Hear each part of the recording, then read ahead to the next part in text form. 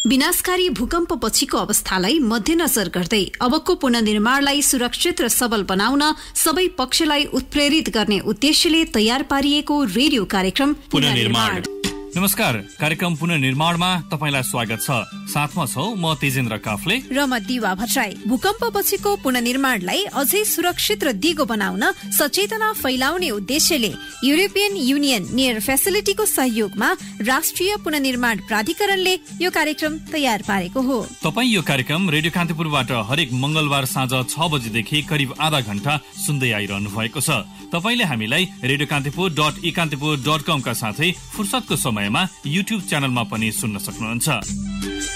श्रोता, अघिल्लो अङ्कमा हामी यही वर्ष भित्र निजी आवास पुनर्निर्माण सक्ने योजनालाई निष्कर्षमा पुर्याउन राष्ट्रिय पुनर्निर्माण प्राधिकरणले पछिल्लो समय थालेको कार्यक्रममा केन्द्रित भएका थियौं। आजको कार्यक्रममा पनि पुनर्निर्माण प्राधिकरणले पुष मसान्तसम्म जारी राख्ने सोही योजना सम्बन्धी थप विषय प्रस्तुत गर्दैछौं। पुनर्निर्माण प्राधिकरणको फरक टोलीले यति बेला भूकम्प प्रभावित विभिन्न जिल्लामा जनप्रतिनिधिहरूसँग पुनर्निर्माणको अवस्था, गुनासो र समाधानको उपायबारे छलफल गरिरहेको छ।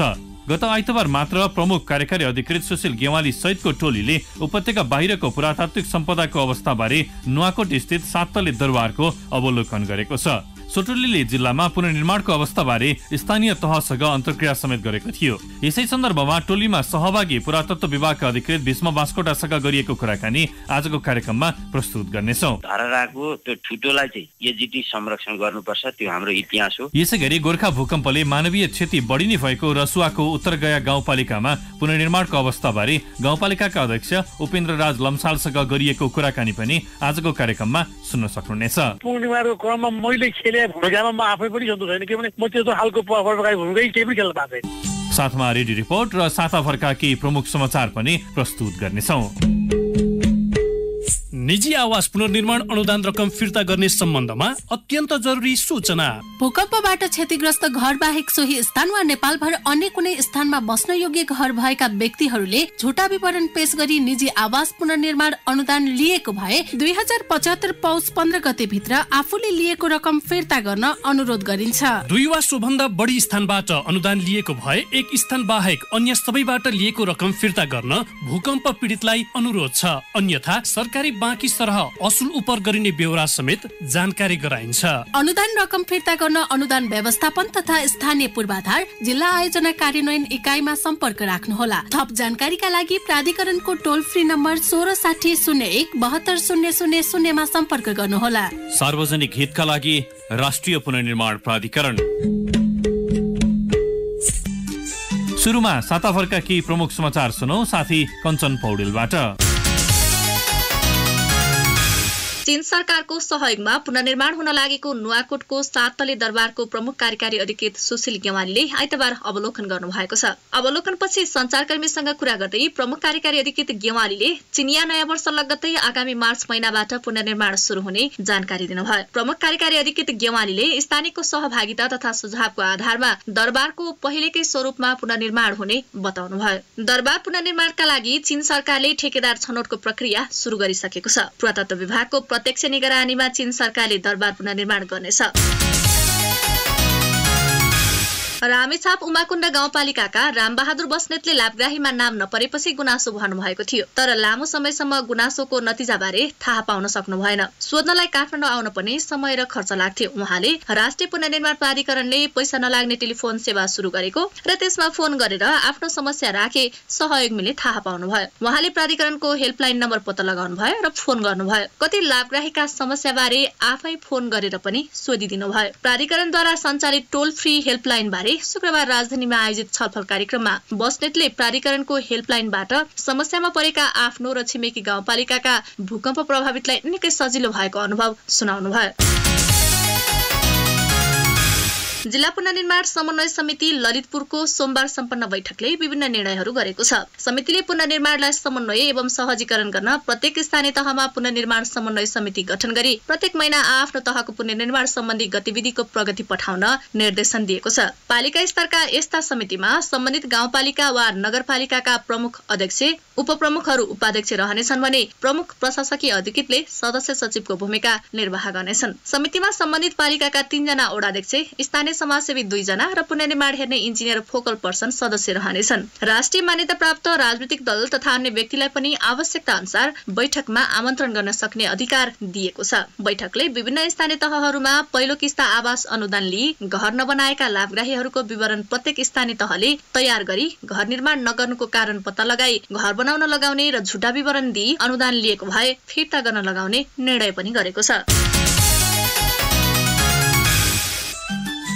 श्रोता, राष्ट्रिय पुनर्निर्माण प्राधिकरणले भूकम्प प्रभावित क्षेत्रमा रहेका गुनासो र समस्या पहिचान गरी समाधानको उपाय खोज्न यो बेला आफ्नो टोलीलाई प्रभावित सबै जिल्लामा खटाएको छ। यही आर्थिक वर्षभित्र निजी आवास पुनर्निर्माण सम्पन्न गर्ने लक्ष्य प्राप्तिका लागि यो कदम महत्वपूर्ण हुने प्राधिकरणको बुझाइ छ। प्राधिकरणले निजी आवास पुनर्निर्माण सँगै अन्य क्षेत्रका अवस्था र पुनर्निर्माणको क्रमलाई प्राथमिकता दिएको छ। प्रमुख कार्यकारी अधिकृत सीईओ सुशील गेवाली नेतृत्वको टोलीले हालै नुवाकोटको 7 तले दरबारको अवस्थाबारे स्थलगत अनुगमन गरेको छ। ऐतिहासिक धरोहरको पुनर्निर्माण सुरु भएको छ भने रानीपोखरी निर्माणमाथिको विवाद अझै सुल्झन सकेको छैन। काष्ठमण्डप पुनर्निर्माण प्रक्रियामा छ। श्रोता, आजको कार्यक्रममा हामीले राष्ट्रिय पुनर्निर्माण प्राधिकरणको सम्पदा संरक्षण शाखा अधिकृत भीष्म बास्कोटासँग पुरातात्विक सम्पदाको अवस्था र पुनर्निर्माण बारे कुराकानी गरेका छौं। 2072 साल वैशाख 12 गतेको विनाशकारी भूकम्प पश्चात हाम्रा करिब 20 वटा जिल्लाका 753 वटा पुरातात्विक एवं ऐतिहासिक महत्त्वका सांस्कृतिक धरोहरहरू क्षति भए। तत्पश्चात पुरातत्व विभागले पुनर्निर्माण, संरक्षण तथा जीर्णोद्धारको कार्य थालनी गरेको। त्यसका लागि चाहिँ जब यो प्राधिकरणको स्थापना भयो तब पुरातात्विक सम्पदाहरूको पुनर्निर्माणको जिम्मा चाहिँ नेपाल सरकारको प्राचीन स्मारक संरक्षण ऐनले दिएको अधिकार पुरातत्व विभागले त्यो अगाडि बढाएको अवस्था हो र हालसम्ममा चाहिँ हाम्रा 753 क्षतिग्रस्त सम्पदाहरू मध्ये हामीले 100 भन्दा बढी सम्पदाहरूको पुनर्निर्माण कार्य सम्पन्न गरिसकेको अवस्था छ। अनि महत्त्वपूर्ण र अन्तर्राष्ट्रिय स्तरमै चर्चा कमाएका सम्पदाहरूको पुनर्निर्माणमा ढिलाइ हुनुको कारण चाहिँ के रह्यो? जस्तो 100 वटा सम्पन्न गरिसक्दा पनि धरहरा, रानीपोखरी, काष्ठमण्डप, यो 9 तले दरबार, 7 तले दरबारहरूको पुनर्निर्माणमा भएको ढिलाइको कारण सांस्कृतिक सम्पदाको पुनर्निर्माणको कार्य चाहिँ अन्य संरचनाहरूको पुनर्निर्माणको कार्यभन्दा यो बिल्कुल भिन्न र विशिष्ट किसिमको यो प्रकृतिको पुनर्निर्माणको कार्य हो। त्यसले गर्दाखेरि अन्य संरचनाहरूको तुलनामा हाम्रा सांस्कृतिक सम्पदाहरूको पुनर्निर्माणको कार्य चाहिँ आशातीत रूपमा चाहिँ अगाडि नबढेको अवस्था हामीले स्वीकार्नै पर्दछ। तर यसमा चाहिँ अब हामीले पुनर्निर्माण गर्दाखेरि धेरै कुराहरूमा ध्यान दिनुपर्छ। जस्तो सम्पदाहरूको पुनर्निर्माण गर्दाखेरि त्यो सम्पदा, मौलिक सम्पदा कस्तो थियो, हिजो ड्रइङ डिजाइन कस्तो थियो, त्यसको शैली कस्तो थियो, त्यसको प्रयोजन कस्तो थियो, अनि त्यसमा चाहिने निर्माण सामग्रीदेखि लिएर दक्ष जनशक्तिदेखि लिएर बजेटदेखि लिएर कतिपय केसमा चाहिँ नीतिगत समस्याको कारणले गर्दा पनि हाम्रा सम्पदाहरू अन्य संरचनाहरूको तुलनामा अलिकति ढिलै अघि बढेको अवस्था हो। तर यो राष्ट्रिय पुनर्निर्माण प्राधिकरणको जब भुइँचालोले हाम्रा संरचनाहरू ध्वस्त भए तब पुनर्निर्माण गर्ने जुन उद्देश्यले राष्ट्रिय पुनर्निर्माण प्राधिकरण स्थापना भयो, राष्ट्रिय पुनर्निर्माण प्राधिकरणले आफ्नो प्राथमिकताको क्रममा चाहिँ यो संरचनाको पुनर्निर्माणको कार्य अगाडि बढाएको हो। त्यसमा जुन 7 तले दरबार, 9 तले दरबारदेखि रानीपोखरी, काष्ठमण्डप, धरहराको जुन प्रसङ्ग छ त्यसमा चाहिँ यो 9 तले दरबारको पुनर्निर्माणको कार्य चाहिँ चीन सरकारको सहयोगमा अगाडि बढिसकेको अवस्था छ, यो जारी छ। र 7 तले दरबारको सन्दर्भमा भन्नुपर्दाखेरि 7 तले दरबारको पुनर्निर्माणको कार्य पनि चीन सरकारले नै गर्ने भन्ने खालको एमओयू भइसकेको अवस्था हो। त्यसमा चाहिँ 7 तले दरबार लगायत रङ्गमहल, गारदघर अनि विष्णु मन्दिर, नारायण मन्दिर, लामपाटी, सेतोपाटी, तलेजु मन्दिर लगायत 8 वटा सम्पदाहरूको पुनर्निर्माण कार्य चाहिँ चीन सरकारले गर्ने भनेर चाहिँ कार्य अगाडि बढिसकेको अवस्था छ। पुसको 1 गते आइतबारको दिन यस राष्ट्रिय पुनर्निर्माण प्राधिकरणको सुशील गेवालीज्यूको संयोजकत्वमा चाइना टोली सहित स्थलगत अवलोकन गर्ने कार्य समेत सम्पन्न भएको छ। र यो स्थलगत अवलोकनको क्रममा हामीले चाइना सरकारको तर्फबाट सहभागी हुने प्राविधिक टिमलाई चाहिँ अब यो सम्पदा बडो धराशायी छन्, यिनको तत्काल पुनर्निर्माण गर्नुपर्छ भन्ने कुरो अगाडि बढाउँदा उहाँहरूले चाहिँ मार्चबाट चाहिँ काम सुरु गर्ने भनेर उहाँहरूले भन्नुभएको छ। पूर्ववत अवस्थामा पूर्ववत तरिकाले र परम्परागत शैलीमै निर्माण गर्न आउने अवरोधलाई कसरी सम्बोधन गर्दैछ प्राधिकरणले? धरहराको पुनर्निर्माण गर्दाखेरि जुन भूकम्पबाट क्षति पुगेको त्यो सानो भग्नावशेष छ त्यसलाई चाहिँ जस्ताको तस्तै दुरुस्तै संरक्षण गरेर राख्ने र 42 रोपनी क्षेत्रफलमा विस्तार गरी धरहरा धरहरालाई नजिकै अर्को नयाँ धरहरा निर्माण गर्ने जुन आधुनिक शैलीको 22 तलायुक्त बनाउने भन्ने हिसाबले चाहिँ काम अगाडि बढेको छ। जहाँसम्म सांस्कृतिक सम्पदाहरूको संरक्षणको कुरा छ त्यसमा चाहिँ धरहराको त्यो ठुटोलाई चाहिँ एजिटी संरक्षण गर्नुपर्छ। त्यो हाम्रो इतिहास हो। भोलिका पुस्तालाई चाहिँ हामीले 72 साल वैशाख 12 गतेको विनाशकारी भूकम्पबाट यो क्षति भएको हाम्रो भीमसेन थापाले बनाएको धरहरा भनेर देखाउन सकियोस्। यसलाई चाहिँ भूकम्प स्मृति स्मारक जस्तोको रूपमा राख्नुपर्ने स्थिति हुन्छ। अनि त्यसपछि जुन हाम्रो नजिकैको सुन्धारा छ त्यो नेपालकै एउटा सबैभन्दा ठुलो भव्य ढुङ्गे धारा हो। त्यसको पनि संरक्षण गर्न अत्यन्तै आवश्यक छ। कतै निर्माण भइरहेका छन्, कतै प्रक्रियामा यहाँहरू छिरिसक्नु भएको छ। अब पुरानै अवस्थामा निर्माण गर्न सकिने अवस्थाका सम्पदाहरू पनि छन् हामीसँग अथवा नयाँ स्वरूपमा तिनीहरू निर्माण हुन्छन्, के छ योजना यहाँहरूको? यस्तो हुन्छ हजुरको यो सम्पदाको पुनर्निर्माण प्राचीन स्मारक संरक्षण ऐनले भरसक पुरानै शैली स्वरूप परम्परागत प्रविधि प्रयोग गरी पुनर्निर्माण गर्नुपर्ने पुरातत्व विभागको जुन जिम्मेवारी छ त्यसमा पुरातत्व विभागले त्यो आफ्नो ऐनले दिएको अधिकार भन्दा बाहिर रहेर काम गर्न सक्ने कानुनी हैसियत हुँदैन। त्यसमा जहाँसम्म केही सम्पदाहरूको पुनर्निर्माणको क्रममा आधुनिक निर्माण सामग्रीको प्रयोग गर्ने सवाल छ त्यसमा चाहिँ त्यो सम्पदाको ऐतिहासिकता, संवेदनशीलता, प्रामाणिकतालाई नै बढी प्राथमिकता दिने गरिन्छ। त्यसलाई मौलिक स्वरूपमै बनाउनु पर्छ भन्ने हाम्रो ऐनको व्यवस्था पनि छ। जहाँसम्म सम्पदाहरू अब दरबारहरूको कुरा छ, धरहराकै प्रसङ्ग लिउँ, त्यसमा चाहिँ त्यसको प्रयोजन केमा हो विचार गरेर पनि त्यसको सबलीकरण गर्ने, भूकम्प प्रतिरोधात्मक बनाउने कुरालाई चाहिँ हामीले प्राथमिकतामा राख्नै पर्छ। पुरातात्विक सम्पदा पुनर्निर्माणको क्रम जारी राख्दाखेरि नजिकै रहेका आसपास रहेका बस्तीहरूको मौलिकता जोगाउनेतर्फ प्राधिकरण कतिको संवेदनशील छ? प्राधिकरण भूकम्प पश्चात क्षतिग्रस्त संरचनाहरूको पुनर्निर्माण तथा पुनर्स्थापना गर्न स्थापित एउटा विशेष प्रकृतिको एउटा संस्था हो। यसले चाहिँ आफै काम गर्ने भन्दा पनि नेपाल सरकारका काम गर्ने निकायहरूलाई देखा परेका समस्याहरू हल गरिदिने, नीतिगत निर्णय गरिदिनु पर्ने अवस्था छ भने त्यो पनि गरिदिने, स्टेक होल्डरहरू बीच एक आपसमा समन्वय गरी पुनर्निर्माणको कार्यलाई अगाडि बढाउने हो। जहाँसम्म सम्पदा पुनर्निर्माणको सवालमा पुरातत्व विभागले आफ्नो नियम, ऐन, कानुन बमोजिम काम गर्छ, त्यो गर्ने क्रममा प्राधिकरण कहिले पनि बाधकको रूपमा रहँदैन। उसले चाहिँ सहजीकरण नै गर्ने हो र ऐन नियम बमोजिमै काम गर्ने हो। भर्खरै सुन्नुभयो राष्ट्रिय पुनर्निर्माण प्राधिकरणको सम्पदा संरक्षण शाखा अधिकृत भीष्म बास्कोटासँगको कुराकानी। अब एकैछिन विश्राम, त्यसपछि हामी रसुवाको उत्तरगया गाउँपालिकामा भइरहेको पुनर्निर्माण सम्बन्धमा गाउँपालिका अध्यक्ष उपेन्द्र राज लम्सालसँगको कुराकानी र रेडियो रिपोर्ट प्रस्तुत गर्नेछौँ। कार्यक्रम सुन्दै गर्नुहोला। ए काइलाबा, घर त बनाइसक्न लाग्नु भएछ त। चिटिक्क परेको घर छानो पनि रङ्गीन जस्ताको हाल्नु भएछ। हो त नि नानी, पहिलो किस्ता लिएर बनाउन थालेपछि बिचैमा छोड्नु पनि भएन। साँच्ची नानी, घर बनाइसकेपछि अनुदानको पैसा त पाउँछु नि? पाउनुहुन्छ काइलाबा, दुवै किस्ता पाउनुहुन्छ। तपाईको घर पक्कै भूकम्प प्रतिरोधी होला त? छ नि नानी, इन्जिनियर बाबुसँग पटक सल्लाह गरेर बनाएको छु। एकदम राम्रो गर्नुभयो बा। घर त भूकम्प प्रतिरोधी नै बनाउनु पर्छ। सार्वजनिक हितका लागि राष्ट्रिय पुनर्निर्माण प्राधिकरण। पुनः स्वागत छ श्रोता कार्यक्रम पुनर्निर्माणमा। युरोपियन युनियन न्यू फेसिलिटीको सहयोगमा राष्ट्रिय पुनर्निर्माण प्राधिकरणले तयार पारेको कार्यक्रम पुनर्निर्माण रेडियो कान्तिपुरबाट हरेक मंगलबार साँझ 6 बजेदेखि करिब आधा घण्टा प्रसारण हुँदै आएको छ। कार्यक्रमको साथमा छौं दिवा भट्टराई अनि म तेजेन्द्र काफ्ले। गोर्खा भूकम्पले छिमेकी जिल्ला रसुवामा अत्याधिक क्षति पुर्यायो। ठूलो मानवीय क्षति हुनुका साथै बस्ती नै जोखिममा पर्यो। 11,500 बढी घरमा क्षति पुग्यो। लाङटाङ क्षेत्रमा हिम पहिरोका कारण दर्जनौले ज्यान गुमाए। हाकुको गोगने, मैलुङ र डाँडा गाउँका 762 घर परिवार मध्ये अधिकांशको बस्ती नै जोखिममा पर्यो। तर अहिले रसुवामा पुनर्निर्माणको दर उच्च छ। हामीले आजको कार्यक्रममा उत्तरगया गाउँपालिकाको पुनर्निर्माणको पछिल्लो अवस्थाबारे गाउँपालिका अध्यक्ष उपेन्द्र राज लम्सालसँग कुराकानी गरेका छौं। अब यो उत्तर गयामा मानवीय क्षति धेरै नै भएको हो होइन। त्यसपछि उत्तर गया गाउँपालिकाको धेरै घरहरू पनि क्षति भयो। लगभग 95% चाहिँ नि यहाँ घरहरू क्षति नै भयो। अनि यता यो हाम्रो अहिले उत्तर गयाकै मैले वार्ड नम्बर 1 पर्छ साबिकको हाकु, त्यहाँको लगभग 600 भन्दा माथिको परिवार चाहिँ त्यहाँबाट विस्थापित भएर चाहिँ नि उत्तर गयाको अनि यो नुवाकोटको क्षेत्रहरूमा उहाँहरू अहिले पनि बसिनु भएको छ।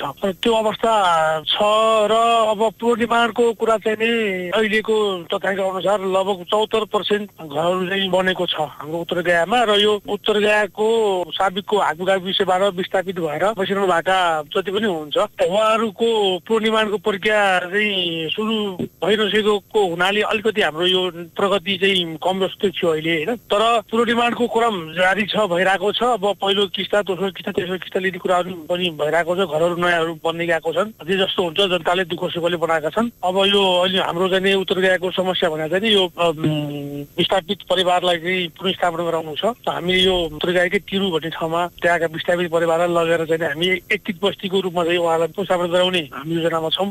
र अरू केही विस्थापितले यतै यो उत्तर गयाकै वार्ड नम्बर 5 मा अनि यो नुवाकोटको किस्माङको चाहिँ वार्ड नम्बर 5 को क्षेत्रमा उहाँहरूले सामूहिक रूपमा जग्गाहरू किनेर चाहिँ त्यहाँ पुनर्वासको चाहिँ खाली गर्नु भएको छ। त्यहाँ घरहरू बन्दैछन्। यो जुन 74% निजी आवास पुनर्निर्माणको क्रम सकिए भन्नुभयो, यो क्रम जारी रह्यो भने यही आर्थिक वर्षभित्रमा निजी आवास सम्पन्न गर्न सकिन्छ कि सकिन्न? उत्तर गयाको चाहिँ मेन ग्रुप विस्थापित हुनुभएको जति परिवार छन् ती परिवारको चाहिँ लाई अब पुनर्स्थापना अब पुनर्निर्माण उहाँहरूले सुरुवात गर्न सक्यो भने चाहिँ लगभग हुन्छ। तर एक वर्षभित्रमै 100% हुन्छ भन्ने कुरा चाहिँ मलाई विश्वास छैन। किनभने यो उहाँहरूलाई एकीकृत बस्तीमा हामी लाँदैछौँ र त्यहाँ धेरै कुराहरू बनाउनु पर्ने छ। त्यहाँ पूर्वाधार विकासका कुरा पनि छन्। तर अलि धेरै यस्तो घरहरू बनिसकेका छ। अब केही मान्छेको चाहिँ छुटपुट भएको छ, गुनासोमा पनि उहाँहरूको आइरहेको छ। त्यसैले यी सबै कुराहरू गर्दाखेरि अब 2 वर्षभित्रमा चाहिँ कम्प्लिटै होला। पुनर्निर्माणको क्रममा यहाँले सामना गरिरहेका चुनौतीहरू के छन्? पुनर्निर्माणको के छ भन्दाखेरि अब यो स्थानीय तहको रूपमा गाउँपालिका बनिसके पछाडि पुनर्निर्माणको सम्पूर्ण कुराहरूलाई टुङ्ग्याउने जिम्मेवारी नै गाउँपालिकालाई दिइदिएको भए अझ राम्रो हुन्थ्यो होइन। किनभने त्यो प्रत्यक्ष जनताको दुःखहरू, जनताको समस्याहरू गाउँपालिकाले आँखा अगाडि चाहिँ देख्न पाउँथ्यो। अनि हामी आफैले पनि तत्कालै जे समस्या हो त्यसलाई पुरा गर्न हामी सक्षम हुन्थ्यौँ। तर के छ भने पुनर्निर्माणले हामीलाई कुनै पनि त्यस्तो अधिकार दिएको छैन। खालि एउटा सिफारिस गर्ने, त्यो सिफारिस पनि कुनै त्यसको कुनै त्यो भनौँ न त्यो प्रभावकारी हुँदैन। किन त्यो सिफारिस गरे पनि हुन्छ, नगरे पनि हुन्छ। उहाँहरूलाई चाहिँ मन लाग्यो भने उहाँहरूले त्यही खालको गर्नुहुन्छ, मन लागेन भने गाउँपालिका सिफारिसले भनिदिनुहुन्छ होइन। त्यस कारणले गर्दाखेरि यो पुनर्निर्माणको सम्पूर्ण कुरालाई गाउँपालिका स्तरबाट नै फर्चोट गरी गुनासोको समस्याहरू पनि अनि यो पुनर्निर्माण भइरहेका चाहिँ यो घर बनाउने कुराहरूमा चाहिँ यो छ नि जस्तो यो प्राविधिक कुराहरू, कार्यविधि नबन्दै बनेका घरहरूको विषयमा, कार्यविधि नबन्दै विस्थापितहरूले अन्यत्र जग्गा लिएको सम्बन्धमा यस्ता टेक्निकल केही कुराहरू छन् जुन कुराहरू चाहिँ गाउँपालिकालाई डाइरेक्ट त्यो काम गर्ने गरी त्यो फर्चोट गर्ने गरी त्यो जिम्मेवारी चाहिँ पुनर्निर्माण प्राधिकरणले दियो भने अझ सहज हुन्थ्यो। अहिलेको असहज भनेको नि त्यही नै हो। पर्यटकीय हिसाबमा पनि सम्पन्न गाउँपालिका तपाईँको पर्यटनको क्षेत्रमा जुन क्षति पुर्याएको थियो भूकम्पले, त्यसको पुनर्निर्माण के गर्नुभयो? अब यो मठ मन्दिरहरू चाहिँ हामीसँग भएका चाहिँ मठ मन्दिरहरू, देवस्थलहरू जहाँ चाहिँ नि भूतलकै कारणले क्षतिहरू भएका छन् त्यो पनि बिस्तारै अब विभिन्न एनजिओ आइएनजिओहरू सरकारी निकायहरूबाट चाहिँ को चाहिँ सहयोगमा हामीले त्यहाँ पनि पुनर्निर्माणका काम कुराहरूलाई सुरु गरिरहेका छौँ। बिस्तारै भनौँ न अब हिजोको जुन सम्झना हिजोको अवस्थामा थियो त्यस्तै नै अब बिस्तारै हुँदैछ भनौँ न। अब हामी त्यो ढङ्गले काम गरिरहेको छौँ। शैक्षिक संस्थाहरूको अवस्था अनि त्यस्तै गरेर स्वास्थ्य केन्द्रहरूको अवस्था के छ? लगभग विद्यालयहरू जति पनि क्षति भएका थिए ती विद्यालयहरू चाहिँ नि पुनर्निर्माण भइसकेका छन्। र यो उत्तर गयाकै हकमा चाहिँ कुरा गर्दाखेरि एउटा यो महेन्द्र माध्यमिक विद्यालय भन्ने छ यो मनिगाउँ भन्ने ठाउँमा, भलाइडाँडा भन्ने ठाउँमा, त्यो चाहिँ चाइनिज सरकारले बढाइदिने भनेर चाहिँ उहाँहरूले जिम होल्ड गर्नु भएको रहेछ। अन्त हामीले त्यसलाई पनि सुरु गर्न सक्छौँ। तर अहिले यद्यपि उहाँ चाइनिज गभर्मेन्टको तर्फबाट पनि चाइनिज एमबिसीबाट चाहिँ त्यहाँ पनि प्राविधिकहरू आएर त्यो ठाउँ हेर्नु भएको छ। त्यो पनि तुरुन्तै पुनर्निर्माण प्रक्रिया अघि वर्ष भन्नुभएको छ होइन। त्यो हामीले आग्रह गरेका छौँ। र अरू बिस्तारै लगभग अब सबै विद्यालयहरूको चाहिँ भौतिक निर्माण कार्य सम्पन्न भइसकेको छ। र स्वास्थ्य केन्द्रहरू पनि तत्कालीन समयमै यो विभिन्न गैर सरकारी संस्थाहरूले चाहिँ नि यो अस्थायी रूपमा यो प्रिफ्याबको बनाएर काम गरिरहेको नगएको अवस्थामा अब स्थायी बन्ने हिसाबले बजेटहरू आउन थालेको छ। अब स्वास्थ्य केन्द्रहरू अहिले काम बहुत भइरहेकै छ, तर अब स्थायी संरचना अलि बलियो हिसाबले पुनर्निर्माणको काम चाहिँ अघि बढ्ने प्रक्रियामा छ। पुनर्निर्माण प्राधिकरणले पछिल्लो समय गुनासो सम्बोधनका लागि प्रत्यक्ष रूपमा गाउँपालिका अध्यक्ष, उपाध्यक्ष, नगरपालिका मेयर, उपमेयरहरूसँग छलफलको क्रम सुरु गरेको छ। यसबाट कति आशावादी हुनुहुन्छ तपाईँ? पुनर्निर्माणको सन्दर्भमा एदेखि जेठसम्मका कुराहरू जे जति पनि पुनर्निर्माणलाई सफल गर्ने, सफल पुर्याउने काम गर्ने, जनताका समस्यालाई समाधान गर्ने खालका कुराहरूको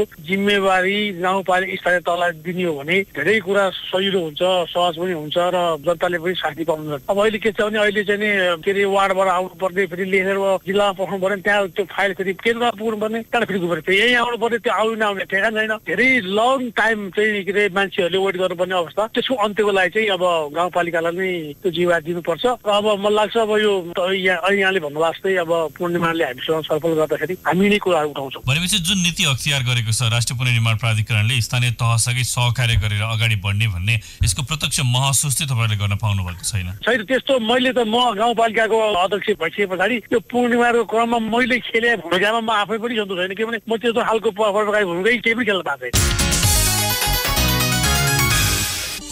भर्खरै सुन्नुभयो रसुवाको उत्तरगया गाउँपालिकाका अध्यक्ष उपेन्द्र राज लम्सालसँगको कुराकानी। श्रोता, अब रेडियो रिपोर्टको पालो। धरहरा पुनर्निर्माणको काम यति बेला धमाधम भइरहेको छ। धरहरा पुनर्निर्माणको काम सुरु भएको झण्डै 2 महिना पुग्यो। काम सुरु भएपछि दशैं, तिहार, छठ जस्ता चाडपर्वले केही दिन रोकिए पनि अहिले भने कामले तीव्रता पाएको छ। यही सन्दर्भमा तयार रेडियो रिपोर्ट सुनौ साथी प्रकाश पाठकबाट।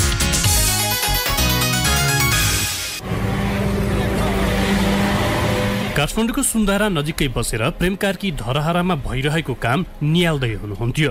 विगतमा कहाली लाग्दो भए पनि केही समय यता भने धरहरा परिसर निकै फेरिएको छ। वरपरका टहरा भत्किए, फोहोरको व्यवस्थापन पनि भइसकेको छ। पहिला भन्दा अहिले धेरै यो सुधारमा आइसकेको छ। खास गरिकन हेर्दामा अब यहाँ पहिला फोहोर मैलाहरू विभिन्नहरू थियो, भट्टीहरू पनि थिए, मोमो दोकान थियो। अहिले त्यो छैन, सञ्चालनमा राम्रै आएको छ। अब काम गर्दै जाँदाखेरि कति समय र यसको टुटी कति बेर हुने हो। पुनर्निर्माण गर्न अन्नरकरण भनेका छन्, के भनेका छन्। जमिन खन्ने, सम्याउने, ठुला रुख काट्नेदेखि गिट्टी, बालुवा, रड, सिमेन्ट जम्मा गर्ने काम भइरहेको छ। धरहरा निर्माण स्थल वरपर बार लगाइएको छ। सुन्धारा नजिकै टुडीखेलमा निर्माण सामग्री जम्मा गरिएको छ।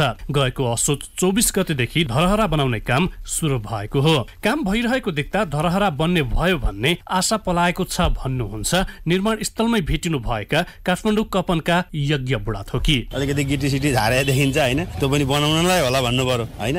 त्यो किसिमले गर्दा ढिलो भयो। अलि चाँडै बनाउनु पर्यो। तत्कालै बनाएको भए धेरै काठमाडौँलाई डेभलप गर्थ्यो, विदेशीहरूले हेर्थ्यो होला, धेरै कुराले चिनिने ठाउँ थियो। त्यो किसिमले राम्रै हुन्छ। भूकम्पले भग्नावशेष बनेको धरहराको बाँकी भागलाई संरक्षण गरी नयाँ धरहरा बनाउन थालिएको छ। पुरानो धरहराले ओगटेको क्षेत्र गोस्वरा हुला टक्सार विभाग गरी झण्डै 42.2 रोपनी जग्गामा धरहरा बन्न लागेको राष्ट्रिय पुनर्निर्माण प्राधिकरणले जनाएको छ। 3 अर्ब 45 करोड रुपैयाँमा 2 वर्षभित्रै सक्ने गरी धरहरा निर्माणको काम सुरु भएको हो। अहिले सुन्धारामा रहेको धरहराको ठुटोको झण्डै 10 मिटर पूर्वपट्टि छेउमा नयाँ धरहरा बन्नेछ। पुरानो भग्नावशेष धरहरालाई सुरक्षित बनाउन चारैतिरबाट रडले बेरिएको छ। अहिले झण्डै 50 जना कामदारले दिनहु काम गरिरहेका छन्। सुरुवाती कामको गति हेर्दा धरहरा बन्न 2 वर्ष पनि लाग्दैन कि जस्तो लाग्छ। तर टेलिकम र बिजुलीका तार तथा पोल हटाउन भने बाँकी नै छ। ठेकेदार कम्पनी GIETC रमन जेबीका साइट इन्चार्ज श्यामचन्द्र श्रेष्ठ। यो हाम्रो नयाँ धरहरा चाहिँ ठ्याक्क अहिले भीमसिङ टावरको ठ्याक्क एक्जिस्टिङ भीमसिङ टावरको ठ्याक्क 10 मिटर अगाडि 14 मिटर रेडियसको भएमा हामीले सम्झौता भएको ठ्याक्क चाडपर्वमै भयो। ठ्याक्क अगाडि अहिले चाहिँ हाम्रो 50 जना जति छ र यो अलिकति हाम्रो युटिलिटिज जस्तै युटिलिटिज हटेको छैन। जस्तै तारहरू, टेलिकमको लाइनहरू हाम्रो बीचबाटै गएको छ। हाम्रो धरहरा बनाउनु पर्ने बीचबाटै गएको छ। त्यसले गर्दा अलिकति म्यान पावर बढाउन सकिरहेको छैन। धरहरा सबैको साझा सम्पत्ति हो, त्यसैले धरहरा कस्तो बन्ला उत्तिकै चासो छ। काम सुरु भइसकेकाले समस्याहरू सुल्झाउँदै ढिलासुस्ती नगरी तोकिएकै समयमा निर्माण कार्य पूरा गर्न स्थानीयवासीसँगै जनप्रतिनिधि तथा जिम्मेवार निकायले पनि ध्यान दिनुपर्ने खाँचो छ। श्रोता, कार्यक्रम पुनर्निर्माणका लागि छुट्याइएको समयको हामी अन्त्यमा छौं। पैसा नलाग्ने टोल फ्री नम्बर 166001 720000 वा 980115 72111 मा सम्पर्क गरेर वा हाम्रो Facebook page national reconstruction authority वा ट्विटर ह्यान्डल NRA नेपालका साथै nearfacility@gmail.com मा कार्यक्रमबारे राय सुझाव वा प्रतिक्रिया दिन सक्नुहुन्छ। भूकम्प पछिको पुनर्निर्माणमा तपाईलाई कुनै समस्या भए हामीलाई भर्खरै प्रस्तुत गरिएको टेलिफोन नम्बरमा टिपाउनुहोला। हामी केन्द्रीय स्तरबाटै समाधानको प्रयास गर्नेछौं। आगामी अङ्कमा राष्ट्रिय पुनर्निर्माणको महाअभियान बारे थप गतिविधि प्रस्तुत गर्नेछौं। आजको कार्यक्रम भने यही बीट मारौं। साथीहरू प्रकाश पाठक, कञ्चन पौडेल, दिवा भट्टराई र म तेजेन्द्र काफले बिदा हुन्छौं। तपाईको साथ सुरक्षित रहोस्। नमस्कार।